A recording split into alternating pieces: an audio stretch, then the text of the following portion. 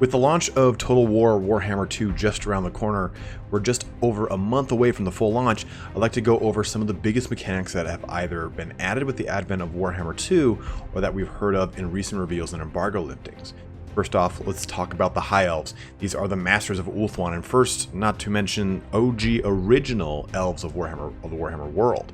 Bringing in the first of our list is number 1, TYRION and TECLIS. These twin brothers are some of the strongest of their respective archetype in the tabletop.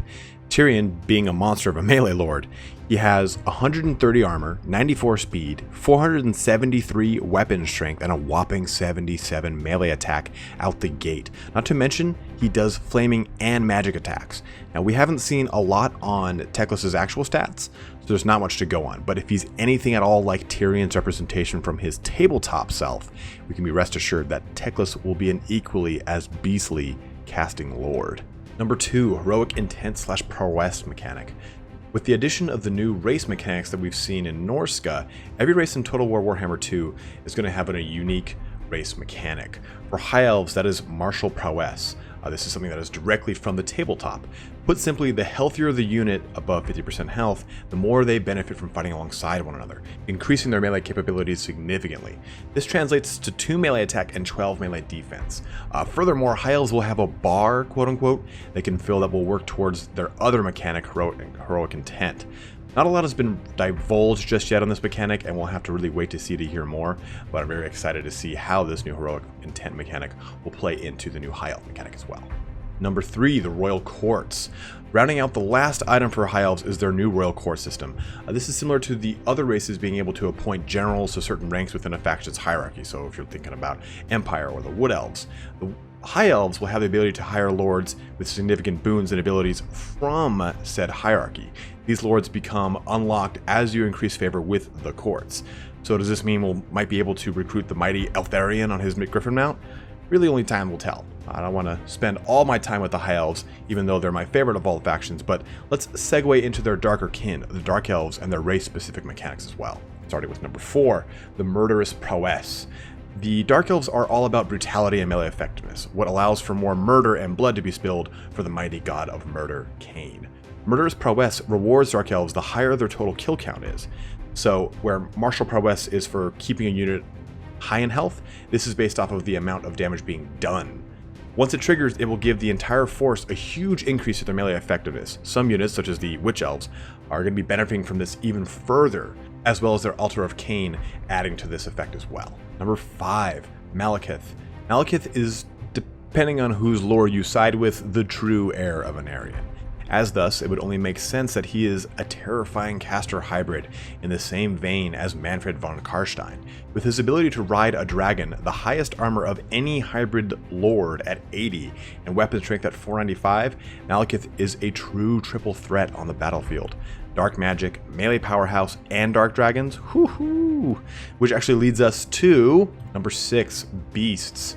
We've seen all 6 of the dreaded Hydra's heads tearing apart a High Elf noble in the cinematic trailer, but there is more to come with not just the Dark Dragon, Hydra, and Cold Ones of the Dark Elves, there's even Harpies. We will also be getting a slew of monstrous creatures in both the Skaven and Lizardman rosters. The Phoenixes, of course, being some of the biggest units for the High Elves in addition to their dragons. With custom animations for the beasts duking it out, we're sure to have a buffet of eye boners and screenshots. Speaking of the furry and scaled races, there's quite a bit more uniqueness, quote unquote, due our way with the Lizardmen and the Skaven. Number 7, Menace Below. With the grand reveal of all the Skaven, we have gotten a true sense for how terrifying these skittering furry little freaks of nature are going to behave on the battlefield. They will have 3 main boons: Menace Below, Scurry Away, and Strength in Numbers. Menace Below allows you the ability to summon Skaven slaves anywhere on the battle map, so when you're actually fighting, at the cost of food, a new unique Skaven resource. This is done prior to the combat engagement, and you actually select it before you press go to battle. The other mechanic being Scurry Away. In true Skaven fashion, this aids in fleeing units in a 12% speed buff once their morale breaks. This allows them to flee and rejoin the fray for countercharges, flanks, backline harassment, anything you want to use them for once they've really escaped the enemy in a fleeing maneuver, I guess you could say. But lastly, there's strength in numbers, and this gives a bonus to Skaven's leadership and melee defense the more Skaven that are in proximity. This, of course, being a huge boon for the Skaven because that's what they benefit from. The biggest thing about all these three mechanics is they are true to form from the tabletop. So that allows for a lot of really cool characteristics and flavoring of the Skaven that is true to the lore. So I couldn't be more happy about that. Speaking of lore, number 8, new lores. While not relegated to just the Skaven, we'll be seeing 4 new lores added to the game. High and Dark Magic, as well as Plague and Ruin, exclusively for the aforementioned Skaven. High and Dark Magic are the lores that are reserved for their respective elf counterpart. High with High, Dark with Dark. To be noted though, the Lizardmen can use High Magic as well. High Magic sees a bevy of defensive, support, healing, and actually slightly offensive capabilities to help fill out the High Elves' already strong and really kit-like roster. Dark Magic, on the other hand, will deliver all the extra offensive and destructive spells for the Dark Elves, helping to really trigger their murderous prowess ability that we talked about earlier, so this will help trigger that quicker. Plague and Ruin will showcase spells that will affect leadership from the Plague portion of it, do damage from the Plague and Ruin portion of it, as well as harass the opponent from all angles in even further true Skaven fashion. Number 9, the Geometric Web. This is a mechanic that has not really been fully fleshed out. There's not much to go off just yet, but the large geometric web created by the old ones all throughout Lustria to act as means for controlling the very world itself will be at the disposal of the Lizardmen as they hurry to recapture their temples, adding more power to their geometric web and its capabilities. They've talked that losing them obviously negates some of those capabilities added, and as you add more and more capabilities stack up. This is very true to form with the way the Slann interact with the geometric web from the tabletop. Number 10, the Vortex. Total War Warhammer 2 will have one overall objective for every faction, the Great Vortex, that lies in the Isle of the Dead on the High Elf homeland of Ulthuan, directly in the center, right in that center island right there. The subsequent control and empowering of this Vortex will add more and more special abilities to each faction, such as the capability to summon feral cold ones at will on the battlefield for the Lizardmen. Perhaps this will lead to something with the Skaven and their worship of the Great Horned Rat? Conjecture? Maybe a Verminlord? Who's to tell? Number 11, Rites. Another unique addition specific to each race is the inclusion of the new Rites system. These will be buffs given to your faction after certain requirements are met. Granting a wide series of effects, there are a number of applications, from resource management, campaign map heroes and abilities, to even actions you can take on the battle map itself. One that we've seen teased is the capability for Skaven to spawn a unique hero called the Doom Engineer that will burrow underneath cities and set off explosives that damage structures and walls. This is really a great way for a faction that doesn't have a ton of units that specialize in sieging, easy access into fortified cities.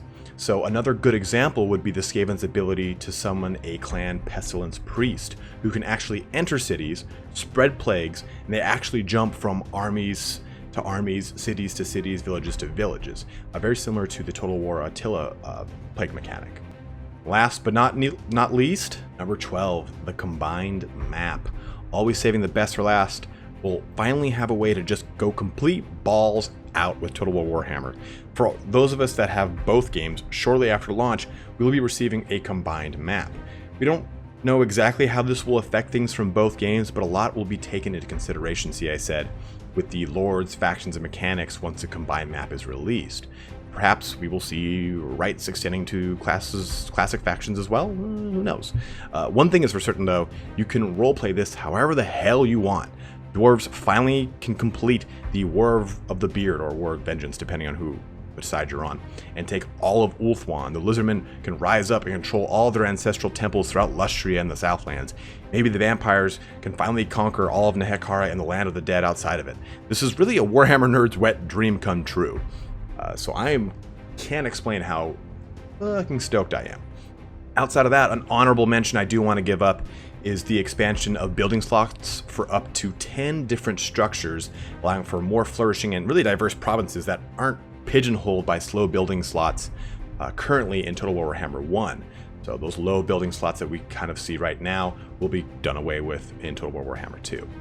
So that really concludes everything here today, guys. Hopefully you got an idea of what's coming out, and I've spared you really a good deal of information. I didn't want to spoil too much, but that's really what the game is for, right? I didn't want you guys to watch this whole video, get all the details spoiled for you, then when you jump into the game you just kind of know everything.